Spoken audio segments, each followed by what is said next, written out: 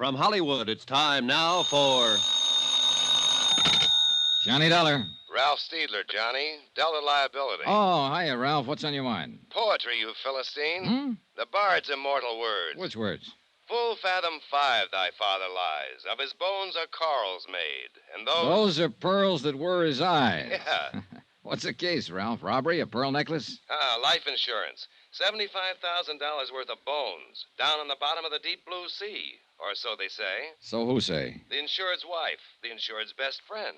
Oh, they're quite positive about it. But you're not, is that it? Johnny, if I'm going to be stuck for 75 G's, at least I ought to get the straight dope, shouldn't I? All right, I'll get it for you. Give me the who and where. It happened in Miami Beach. Check with the DA's office there. The insured was a man named William Markey. And the beneficiary? His wife, poor wretch. Oh, you're biased, Ralph. Sure, I'm paying alimony. So look it over, Johnny, and keep in touch.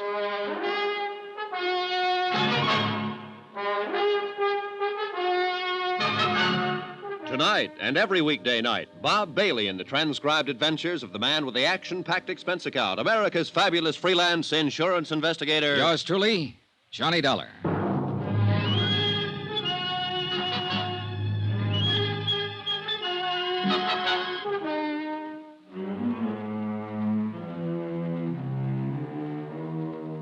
From Special Investigator Johnny Dollar to the Home Office, Delta Liability, Hartford, Connecticut.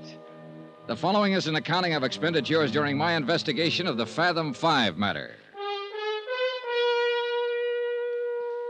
Item 1, $143.40. Transportation, tips, and incidentals, Hartford to Miami. Purpose of assignment, aside from a chance to get a look at the sun, to check into the death of one William Markey, or to find out if there was a death, and how it happened, and where was the body, and if not, why not, and if so, how. Or rather, to determine... Well, anyway, the deputy investigator from the DA's office, a man named Barney Wilson, was at least as confused as I was, and he'd had a 2-day head start. Now, we're going on the assumption, of course, that the man is dead. But legally, you understand, the fact hasn't yet been established. Meaning exactly what, Mr. Wilson? Well, it's pretty strong evidence, but no corpus delicti. Not so far, anyway. Maybe you'd better start at the beginning. And that would be where, Mr. Dollar? How much do you know about the case? Well, very little. Mm-hmm. The dead man, if he is dead, was named William Markey. He was 46 years old, Yeah. owner of a consulting engineering firm in New York. Mm-hmm. He'd been married to his present wife for 3 years. Her age is 30, and she's the beneficiary of his insurance. And, I might add, a charming and lovely young woman. They've been down here for about a month, and 3 days ago, Markey was killed, or allegedly killed, in an accident. That's right. Drowned, as I understand it, when a fishing launch sank a mile or two offshore. And then... Well, you can take it from there, Mr. Wilson. Now, your responsibility in the case is primarily to the insurance company. Is that right, Mr. Dollar? Entirely, not primarily. Why, what do you mean? And it would be to the company's advantage if Markey's death were not legally established, huh? They wouldn't have to pay the claim, if that's what you mean.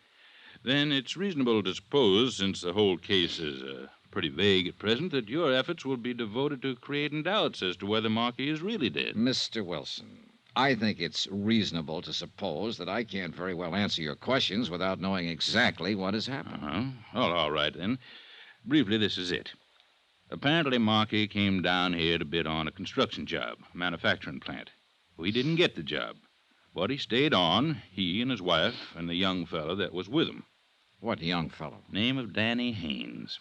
He worked for Markey, a draftsman or engineer. Evidently a personal friend of the Markeys. Oh. The three of them took a house down the beach south and spent all their time together, night-clubbing, one thing and another. I see. Anyhow, well, 3 days ago, Markey and young Haynes went out fishing together, hired a charter boat, a small cabin cruiser named the Fathom-Five, and headed south along the coast, working the offshore banks. Whose idea was the trip? Markey's, according to young Haynes. In fact, all the rest of the story is according to Haynes. Nobody else saw what happened. And what did happen? Well, Haynes says they anchored off the reef and both of them fished from the dinghy for a while. Then Markey decided he'd go back to the cruiser and fix some breakfast. Mm-hmm. Haynes put him aboard and took the dinghy out alone.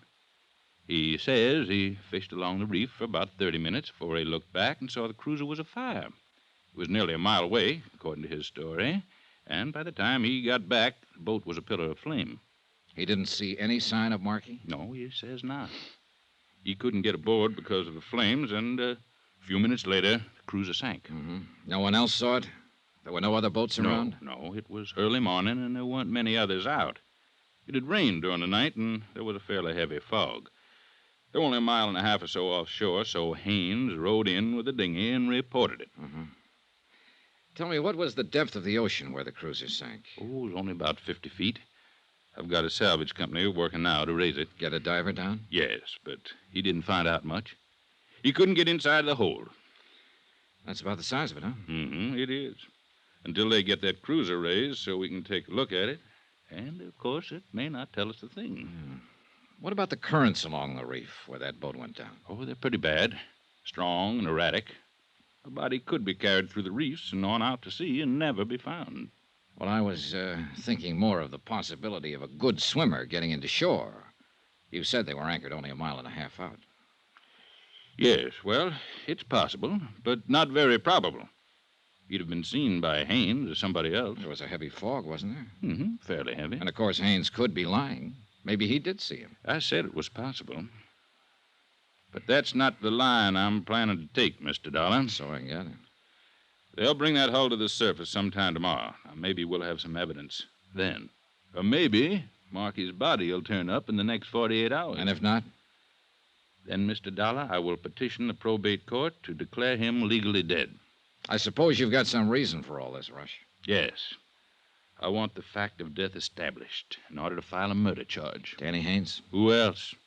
It's the old story, isn't it? 2 men go out and only one comes back. Unwitnessed accident. Nothing new about it. No. And it's never been an easy one to prove. Well, it'll be a lot tougher a year from now if you people put up a fight and force the decision up to the Superior Court. Suppose Haynes himself fights it. I wish he'd try. It'd be the next thing to an admission of guilt. Or Mrs. Markey. She has legal status in the case. She could do it, but she won't. Yeah, you're probably right. She wouldn't be likely to throw away $75,000. Well, I can't tell you what we'll do yet, Mr. Wilson. I'll have to look around first, talk to the people involved, get my feet on the ground. Fine. Well, you just do that. Here, I'll give you the addresses. Oh, good. Mrs. Markey is still at the beach house. Young Haynes has moved into a hotel near there. All right, thanks. Say, how did the three of them get along during the month they've been here? Like peas in a pod, from all appearances. Of course, what was going on behind the scenes might have been another story. It usually is. I think that's where we'll find the motive. Not that Mrs. Markey encouraged Haynes at all. She's a fine woman. I know, and she's beautiful. And this is the South. How's that? So long, Mr. Wilson. I'll keep in touch.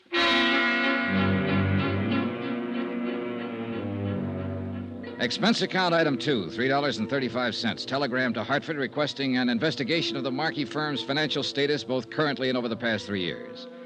And a similar check of Markey's personal financial status. Item 3, $4.10, taxi to the Pompano Beach Hotel to talk with the DA's prime suspect, Danny Haynes. Look, Mr. Dollar, I've been over the whole thing with the police a half a dozen times. I'd still like to ask you a few questions, if you don't mind. They've got the whole story, all I know about it. They had a stenographer to take it down. Why don't you go to them with your questions? Maybe I got different questions. I told them everything I know about Look, it. Danny, you don't have to talk to me, but if you're smart, you will. Why so? Because the police already have their minds made up. Or at least Barney Wilson has. Sure. He's out to prove I killed Mr. Markey. Well, look, my mind isn't made up yet, so you can't lose anything by talking to me. Unless, of course, you did kill him. It happened exactly the way I told them. All right, what do you want to know? How long did you work for Markey? 2 years. You get along with him all right? Sure. It was a good job, no complaints. You got to be pretty close personal friends, I understand. Well, I used to go to their apartment in New York once or twice a week for dinner, drinks. And then the three of you came down here together on a vacation. It wasn't a vacation. Mr. Markey came down to bid on a job. Did he need you along for that? Well, he thought there might be some sketches or plans to draw up. And were there? Well, no. As it turned out, they weren't necessary. Funny, Markey wouldn't know that ahead of time, being an engineer. Well, actually, it was sort of Edna's suggestion of Mrs. Markey, I mean. I see. Yeah, now I see. Now, look, don't get the idea there's been anything between us. She's been swell to me. Well, she's just wonderful, that's all. All right. So the three of you came down on business, and within a few days, the job contract was awarded to another firm, but you still stayed on for 3 more weeks. That was Marky's idea. I don't know why exactly. I know he'd counted a lot on getting that job. But I was getting a free vacation. Why should I argue? So all of you just relaxed and lived it up, huh? Yeah, that's about it. Mr. Markey, too? No apparent worries on his mind? Well, he was moody sometimes. Went off by himself. But that wasn't too unusual. He was like that quite a lot. He and his wife seem to be getting along all right? Sure. As far as I noticed, why? Well, let's talk about that accident for a minute, Danny. Whose idea was it to go on the fishing trip?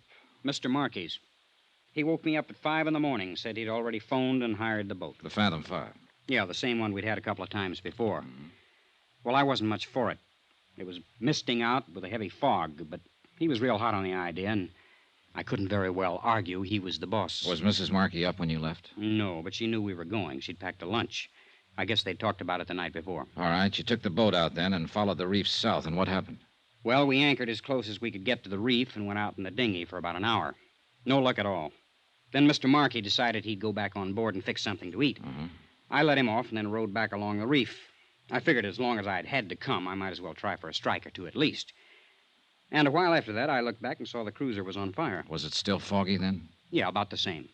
I could just see the glow. I couldn't even be sure what it was until I got close. I tried to get on board, but the flames were too high. I kept yelling, but there was nobody around. And you didn't see or hear any sign of Markey? No, I guess he was already dead. Then, not more than 5 minutes later, the cruiser sank. Yeah. Danny, do you have any theory as to what caused the fire? Well, there was a hot plate on board. A gasoline pressure rig. It was an old one in pretty bad shape. We'd talked about it before. I think it may have leaked into the bulkheads in the bilge, and when Mr. Markey went to light it to fix breakfast, the whole boat just went up in flames. I see. Tell me something, Danny. Do you think Markey could have committed suicide? Suicide? Why? For what reason? Oh, maybe losing that contract. You said it was pretty important to him. Or maybe he thought he was losing his wife.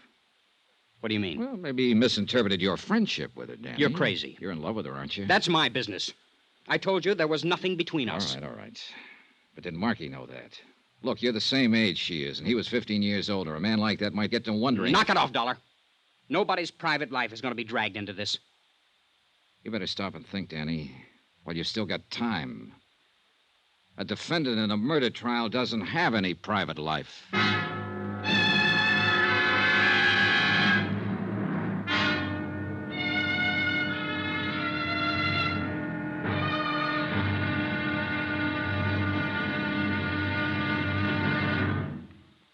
Now, here's our star to tell you about tomorrow's intriguing episode of this week's story. Tomorrow, a lady weeps, a lover curses, and a strange, grim relic is brought up from the sea. Join us, won't you?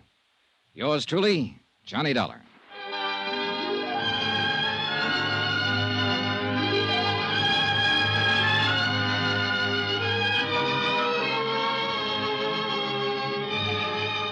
Yours truly, Johnny Dollar, starring Bob Bailey, is transcribed in Hollywood.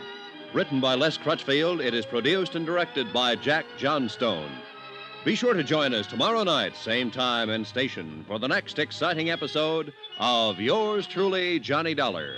Roy Rowan speaking.